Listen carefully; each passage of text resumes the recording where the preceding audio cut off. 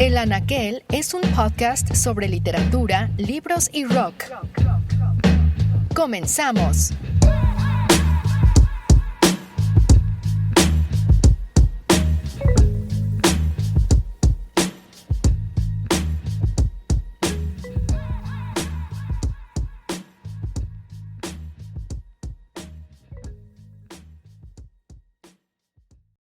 Antes de comenzar, me gustaría contarles que se ha publicado mi nueva novela, Bosques que se incendian, una obra en torno a la memoria que comienza con 4 personajes varados en un hotel extraño llamado el Hotel Hilbert, en el que los huéspedes cambian de habitación cada vez que llega un nuevo cliente. Conforme pasan las noches, sus encuentros los confrontan con lo que fueron y también con lo que decidieron dejar de ser. Este libro es un relato sobre la violencia de la memoria y los mecanismos de supervivencia en torno al olvido. Una obra onírica de pasajes inquietantes donde el absurdo y el misterio van de la mano. Hola, ¿qué tal? Buenas noches, un gusto tenerlos de vuelta en Rock and Read. Espero que estén por allá donde nos escuchen disfrutando de estas emisiones dedicadas al rock y la música. Como siempre, nos gustaría escuchar sus comentarios en Twitter en @RobWong, ROBBWONG, o bien en @losdeinter. Agradecemos a Limer y a Interferencia 710 por el apoyo en la realización de este proyecto, y el programa de hoy en particular tengo mucho entusiasmo porque está dedicado a 2 temas que me gustan mucho. Uno es la música punk y el otro es el fascismo, la idea del fascismo en la literatura, ambos como tema y mecanismo de resistencia. De esto vamos a hablar en un detalle en un momento. Por lo pronto, escuchemos a Escape, esta banda de ska punk de Madrid. Comenzamos, mi nombre es Roberto. Eso que acabamos de escuchar fue Escape, canción en la que en varios momentos podemos escuchar el grito de resistencia, una manera de protesta ante la sociedad, ante el capitalismo, ante el estado de lo que son las cosas. En otro momento de este programa, en otro episodio, hablamos de la figura de Baudelaire como este poeta maldito francés que en el siglo XIX le cantó al hastío, le cantó al aburrimiento. Y para referirnos a él hablamos en específico del spleen, que es este vocablo inglés que significa el hartazgo. Parte de este sentimiento que cantara Baudelaire en el siglo XIX, un siglo después, prácticamente en el siglo XX, específicamente a mediados de los 70s, tomó vida a partir pues de lo que venía conformándose dentro de la escena del rock en los 60s como el garage rock. Mutó, creció y se transformó en el punk, que fue en un inicio un rock sencillo, con melodías simples de duraciones cortas, sonidos de guitarras amplificadas poco controlados o excesivamente ruidosos, pocos arreglos y generalmente tempos muy rápidos.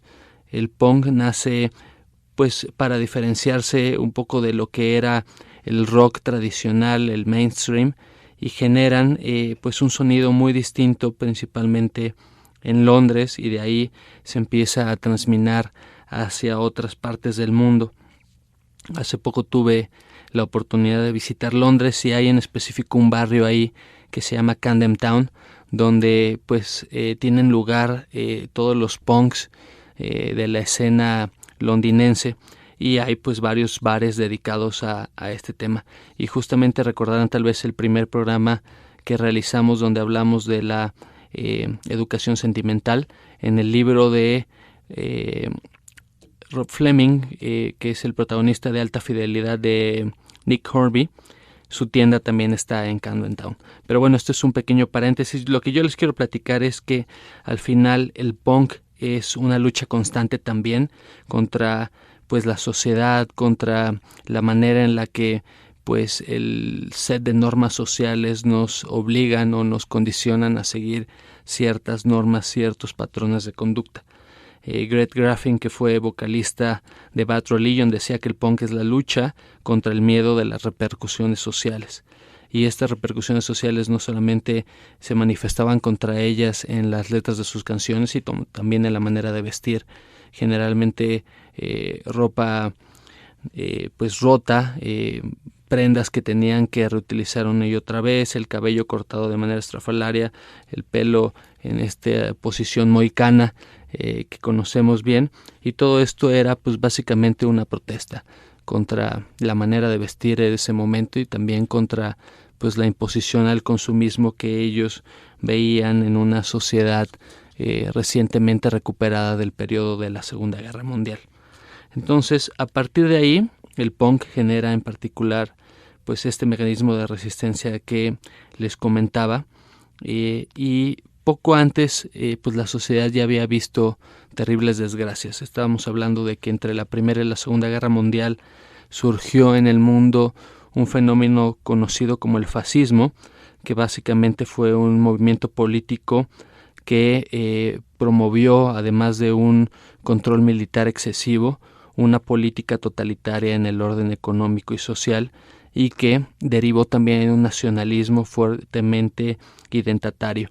Esto pues derivó, como sabemos, en el nazismo en Alemania, en el fascismo español, en las camisas negras en Italia, y a partir de todo esto pues lo que vivió el mundo en ese momento fue una gran violencia, una censura, la negación constante del otro a través de secuestros, de torturas, de desapariciones.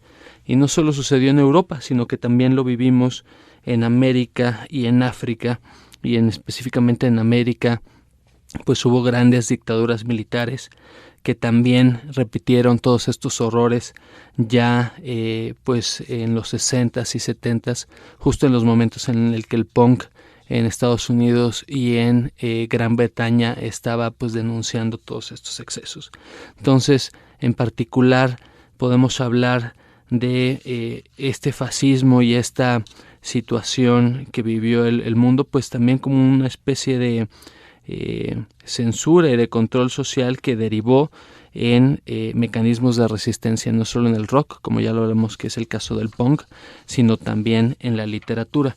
Y cuento todo esto para contextualizar el momento histórico que vivíamos en aquel momento. Tanto la literatura, como lo mencioné ya, y la música pues generaron distintas maneras de resistir ante esa censura que se generó en aquel momento. En particular, el día de hoy quiero hablarles de una tercia de libros. La primera se llama Un Mundo Feliz, de un escritor llamado Aldous Huxley, que él era británico.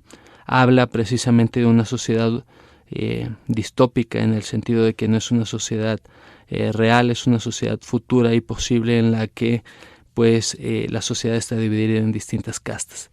La segunda de ellas es una novela que se llama 1984, que ustedes seguramente habrán escuchado porque de ahí viene el término El Gran Hermano o Big Brother, que nosotros tuvimos por aquí un programa de televisión y que en realidad está basado en una novela que habla sobre un estado de control total.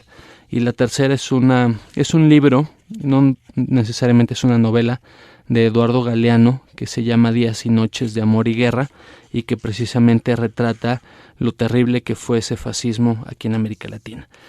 Vamos a hablar más de estos libros. Por el momento vamos a un corte de estación y regresamos. Roberto Wong nos rola sus libros y nos acerca a los gustos musicales de músicos y literatos en Rock and Roll.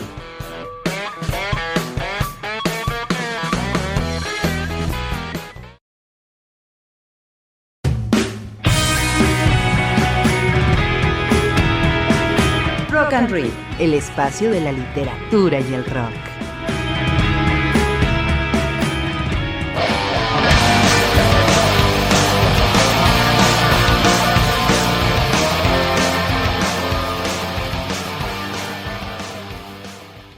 Lo que escuchamos fue Ataque 77, No me arrepiento de este amor. Aprovecho para recordarles seguirnos en redes sociales, que es Twitter, @losdeinter, Facebook, Los de Inter 710 con letra, y mi Twitter personal es @RobWong, ROBBWONG. Ataque 77 fue todavía es porque siguen tocando, una banda de punk rock formada en Buenos Aires en 1987 en el barrio porteño de Flores, y cuenta pues las anécdotas que el 77 fue agregado al nombre de Ataque, que fue propuesto originalmente por Federico Pertusi, uno de los hermanos fundadores de esta banda, debido a que el movimiento punk en Londres, que fue, digámoslo así, underground, se originó precisamente en este año, en el 77. Y hablábamos antes del corte que el punk surgió como una burla a la rigidez de los convencionalismos, una manera de protesta ante pues las distintas formas de control social y cultural.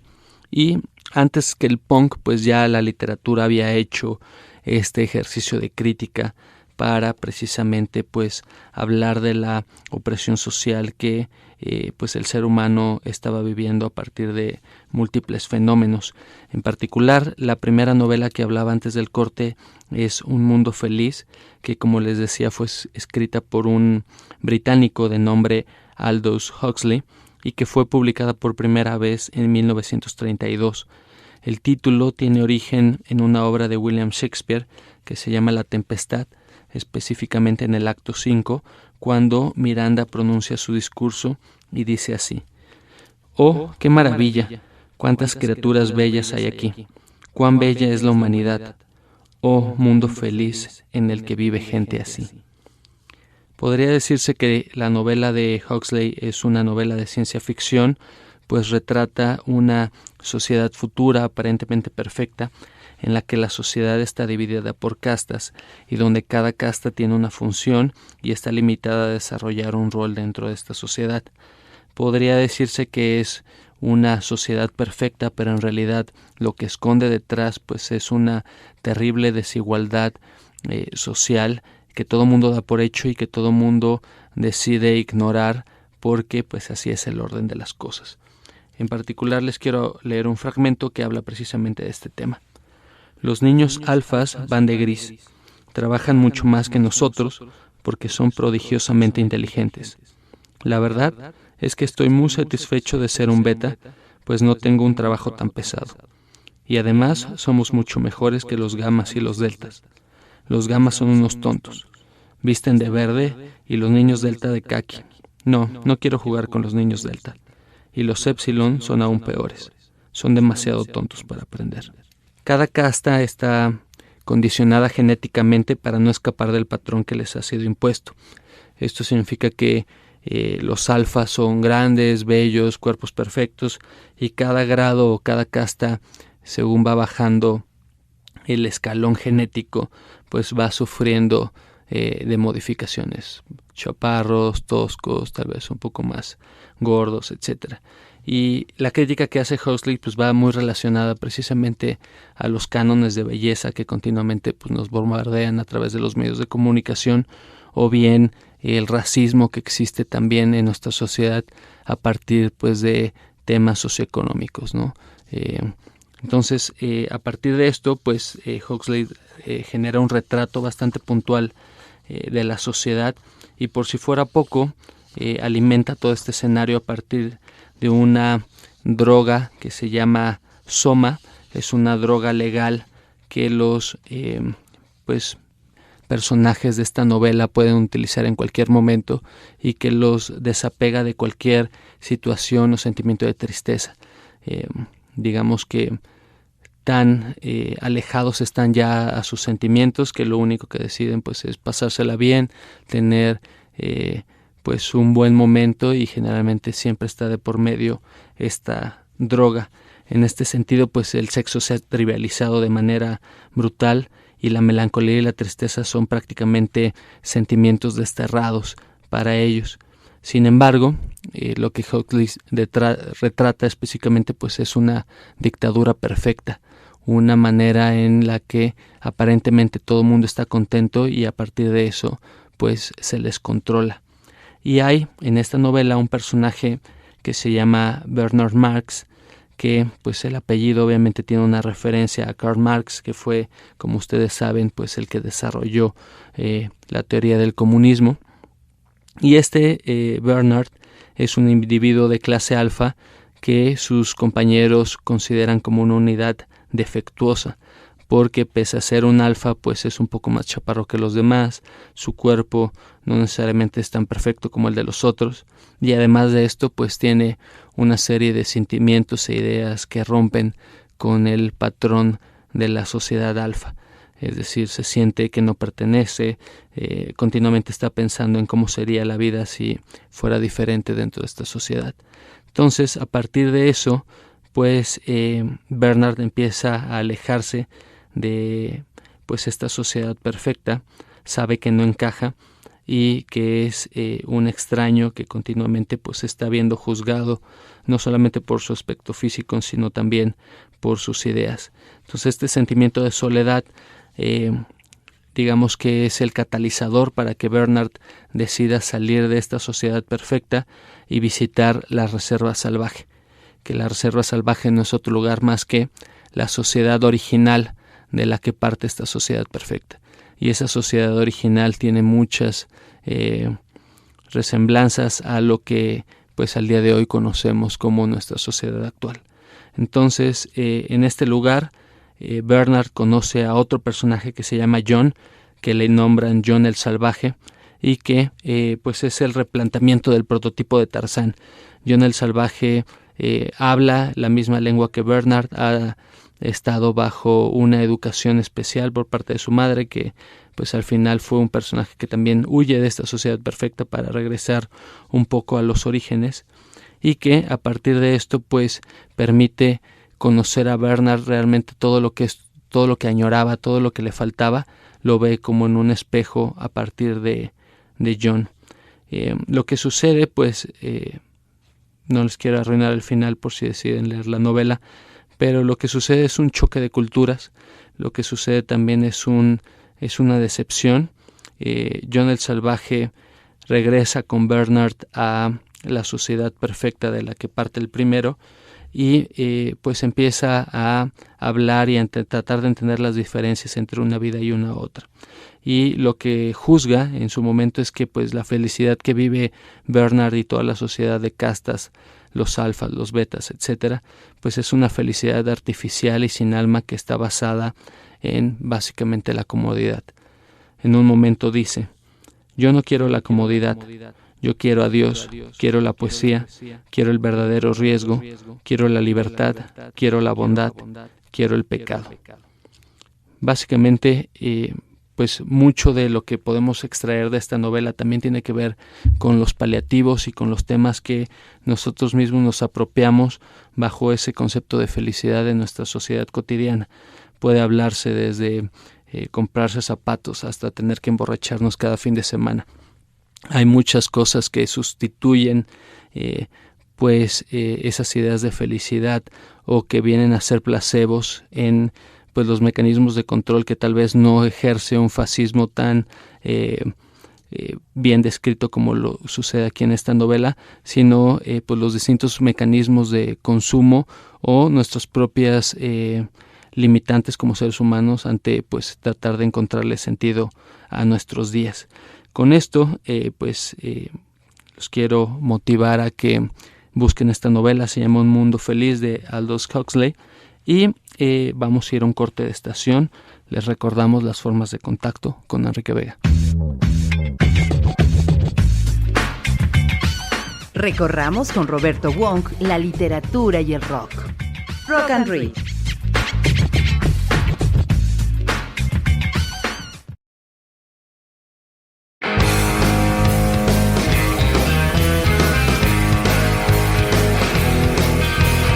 Rock and Read, donde el rock también se lee.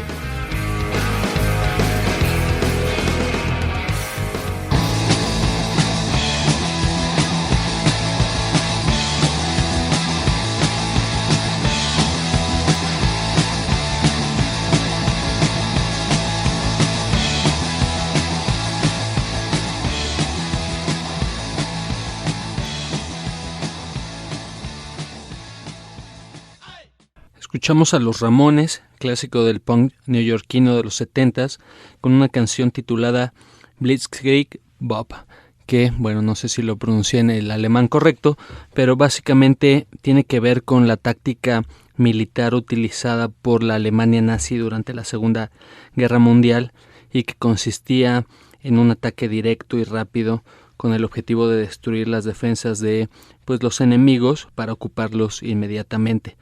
Este término puede ser traducido al español como guerra relámpago y para los Ramones significó parte de sus grandes éxitos. Inclusive la revista Rolling Stone la consideró como parte de las 500 mejores canciones de todos los tiempos. Específicamente está en el número 92 y fue una de las canciones insignia para el movimiento punk en Nueva York, que junto con Londres fueron los grandes polos del punk en los 70s. Regresando a la literatura, otro clásico de ficción distópica que comentaba en un inicio y que tiene que ver al final del día con también estas sociedades fascistas en las que un grupo de personas se rebelan, es la novela 1984, que es un texto de George Orwell, otro escritor británico también muy cercano al fascismo, que vio el periodo entre guerras que ya hablamos, estamos hablando entre la Primera y la Segunda Guerra Mundial, y que introdujo en particular los conceptos del omnipresente y vigilante gran hermano, este Big Brother que ustedes lo recordarán porque fue en su momento un show de televisión muy exitoso y que planteaba a un grupo de personas viviendo en una casa siendo observados todo el tiempo. Ahí los observadores éramos nosotros, los televidentes, pero en la novela de 1984 las personas que siempre ven todo es el gobierno, es el Estado, y continuamente mantienen bajo vigilancia a toda la sociedad para evitar cualquier desviación al orden establecido. Este Big Brother del que escribe Orwell es una referencia directa a Stalin, que como saben fue un dictador comunista y que plantea un escenario muy interesante y que muchas películas de ciencia ficción han retomado, porque hay una cosa que se llama la policía del pensamiento, que prácticamente está en todos lados y que básicamente tienen una función represiva en la sociedad, no solamente de lo que haces, sino también de lo que piensas. En ese sentido, el pensamiento y nuestras ideas también pueden ser censuradas. Y si lo pensamos bien, la idea es bastante compleja. Cuando hablamos de nuestros pensamientos, realmente nos pertenecen, realmente nosotros hemos llegado a las ideas que continuamente repetimos, o más bien es un eco de lo que hemos escuchado y de lo que hemos aprendido en distintos lados. Trato de pensar, por ejemplo, en las ideas que a mí me formaron y que tal vez tienen que ver con las ideas que me transmitieron mis padres y que a ellos a su vez les transmitieron los suyos, y que no necesariamente son una libertad que nosotros hemos elegido en cuanto a qué sistema o estructura de ideas nos hemos apropiado. Y el ejemplo más claro de esto es: si hubiéramos nacido en un país árabe, ¿pensaríamos igual? ¿Tendríamos las mismas opiniones? Probablemente no. Entonces, este tema en particular de las ideas está explorado fuertemente en la novela de 1984, donde se explora este tema y el estado fascista que les comentaba hace un momento, y donde, como en la novela de Huxley, aparece un personaje disidente, un personaje que decide cuestionar el estado de las cosas y la farsa en la que viven, y a partir de ahí se detona la trama, que hablaremos en un momento. Por lo pronto vamos a otra canción del grupo que en su momento liderara Iggy Pop y que me parece que ahorita se están reuniendo. Se llama The Stooges y la canción se llama Search and Destroy. Acabamos de escuchar a los Stooges con Search and Destroy. Les comentaba de la novela de 1984, novela de George Orwell, en la que este personaje disidente que decide romper y cuestionar las ideas de esa sociedad fascista en la que vive se llama Winston Smith, que básicamente en inglés es el equivalente a decir Juan Pérez. Y se enamora de una chica rebelde que se llama Julia, también desengañada del sistema político, y ambos deciden encarnar una resistencia de dos contra una sociedad que se vigila a sí misma. Y en este escape nos damos cuenta que la resistencia a la que se afilian, el grupo en el que los protagonistas pues deciden establecer esta lucha contra el sistema, no es sin otra cosa más que un mecanismo de control del Estado. Winston y Julia son torturados, su cerebro pues es lavado, son expuestos a distintos discursos, imágenes y demás, hasta el punto en el que se vuelven a encontrar casi sin reconocerse y se separan como dos extraños. Y esto es pues cerca del final de la novela y pues prácticamente tiene que ver con la imposibilidad de romper o de cambiar una sociedad. Podríamos hablar en el caso de México pues de distintos ejemplos, muchos de ellos pues relacionados a cómo instituciones que podrían tal vez ser una alternativa pues resulta que están alineadas hacia pues temas que no necesariamente han resultado en cuestiones benéficas para la sociedad, o bien situaciones que hemos visto en el pasado como pues nuestra propia historia, y sin entrar a detalle pues hay varios momentos que lo detallarían. En este sentido me gustaría leerles un pequeño fragmento de la novela que habla precisamente sobre este control del pensamiento. Ahora te diré la respuesta a mi pregunta. Se trata de esto. El partido quiere tener el poder por amor al poder mismo. No nos interesa el bienestar de los demás. Solo nos interesa el poder. No la riqueza, ni el lujo, ni la longevidad, ni la felicidad. Solo el poder, el puro poder. Ahora comprenderás lo que significa el poder puro. Somos diferentes de todas las oligarquías del pasado porque sabemos lo que estamos haciendo. Todos los demás, incluso los que se parecían a nosotros, eran cobardes e hipócritas. Los nazis alemanes y los comunistas rusos se acercaban mucho a nosotros por sus métodos, pero nunca tuvieron el valor de reconocer sus propios motivos. Pretendían, y quizá lo creían sinceramente, que se habían apoderado de los mandos contra su voluntad, y para un tiempo limitado, y que a la vuelta de la esquina, como quien dice, había un paraíso donde todos los seres humanos serían libres e iguales. Nosotros no somos así. Sabemos que nadie se apodera del mando con la intención de dejarlo. El poder no es un medio, sino un fin en sí mismo. No se establece una dictadura para salvaguardar una revolución. Se hace la revolución para establecer una dictadura. El objeto de la persecución no es más que la persecución misma. La tortura solo tiene como finalidad la misma tortura. Y el objeto del poder no es más que el poder. ¿Empiezas a entenderme? Creo que 1984, esta novela, presenta pues una extrapolación de lo que sabemos y conocemos bien de la historia de distintos momentos políticos en el país, en América Latina, en el mundo. El comunismo y el fascismo español tal vez sean los ejemplos más claros. Orwell en particular estuvo muy cerca de la Guerra Civil Española y él al respecto, tratando un poco de pues dar mayor luz de lo que significaba 1984 en su momento, pues nos cuenta. Ya de joven me había fijado en que ningún periódico cuenta nunca con fidelidad cómo suceden las cosas. Pero en España vi por primera vez noticias de prensa que no tenían ninguna relación con los hechos, ni siquiera la relación que se presupone en una mentira corriente. En realidad vi que la historia se estaba escribiendo no desde el punto de vista de lo que había ocurrido, sino desde el punto de vista de lo que tenía que haber ocurrido según las distintas líneas de partido. Estas cosas me parecen aterradoras, porque me hacen creer que incluso la idea de verdad objetiva está desapareciendo del mundo. A fin de cuentas, es muy probable que estas mentiras, o en cualquier caso otras equivalentes, pasen a la historia. ¿Cómo se escribirá la historia de la Guerra Civil Española?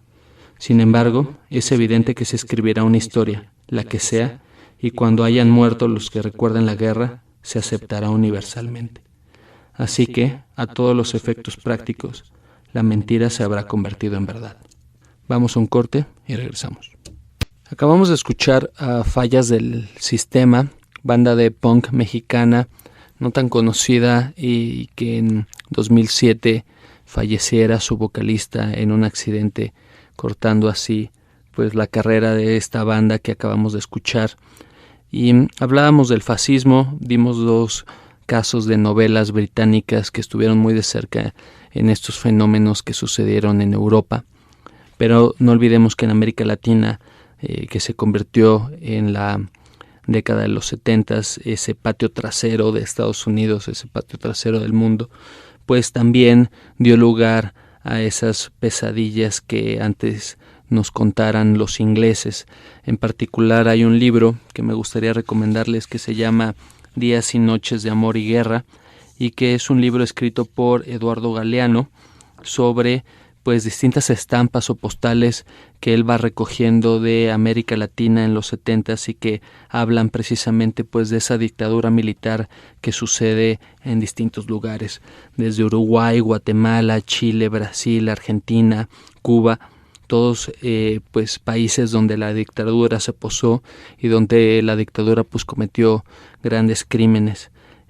México pues tuvo lo que en su momento se denominó como la dictadura perfecta, y lo que José Vasconcelos pues en algún momento llamara el porfirismo colectivista, que básicamente pues fue una dictadura de muchos a lo largo pues de prácticamente 70 años. Entonces lo que habla Galeano pues son todas estas postales que pues tal vez nosotros no vivimos de cerca, que tal vez nosotros hemos olvidado, pero que definitivamente estuvieron ahí, que nuestros padres estuvieron involucrados y que pues tiene que ver con este sentimiento de resistencia, esta sed de querer cambiar las cosas ante una sociedad pues que no siempre ha sido igualitaria y no siempre ha dado a todo mundo las mismas oportunidades. En este sentido, Galeano escribe desde la prisión de su memoria, que es así como la llama, pues todos esos rostros que fueron arrancados por el simple hecho de disentir. Y América es joven, estamos hablando pues de un continente que fue descubierto en 1500. Nuestro país tiene una historia de vida independiente pues desde 1800, que prácticamente son poco más de 2 siglos, y pese a eso pues ya hemos dado lugar a terrores y actos atroces. Al respecto, Galeano escribe: el terror sale de las sombras, actúa y vuelve a la oscuridad. Los ojos enrojecidos en la cara de una mujer, una silla vacía, una puerta hecha astillas, alguien que no regresará. Guatemala, 1967, Argentina, 1977, podríamos decir también México, 1968. Y pues tal vez ese sean para nosotros ese caso más emblemático. Galeano utiliza todas estas injusticias para pues tratar de motivar a construir algo mejor, algo de lo que no nos avergoncemos, y dice en otro momento del libro: a la patria, tarea por hacer, no vamos a levantarla con ladrillos de mierda. ¿Serviríamos para algo a la hora del regreso si volviéramos rotos? Requiere más coraje la alegría que la pena. A la pena, al fin y al cabo, ya estamos acostumbrados. Con esto me gustaría despedir el programa. Una vez más, pues gracias por acompañarnos y escucharnos. Recuerden que pueden conectarse a esta misma frecuencia el próximo miércoles para otra emisión de Rock and Read. Y por lo pronto, pues recordándoles los libros que hablamos el día de hoy fueron Un Mundo Feliz, de Aldous Huxley, 1984, de George Orwell, Días y Noches de Amor y Guerra, de Eduardo Galeano. Y si tienen tiempo para adentrarse un poco más en este tema de la dictadura latinoamericana, hay una novela fantástica que no hablamos, pero que es muy buena, que se llama Señor Presidente, de Miguel Ángel de Asturias, un escritor guatemalteco. Damos las gracias en los controles técnicos a Andrés López y Efrén García, producción Gabriela Morales, locutor en cabina Enrique Vega y en la voz Roberto Wong. Esto fue Rock and Read, porque rock también se lee. Cerramos con un clásico del punk británico, los Sex Pistols, Anarchy in the UK.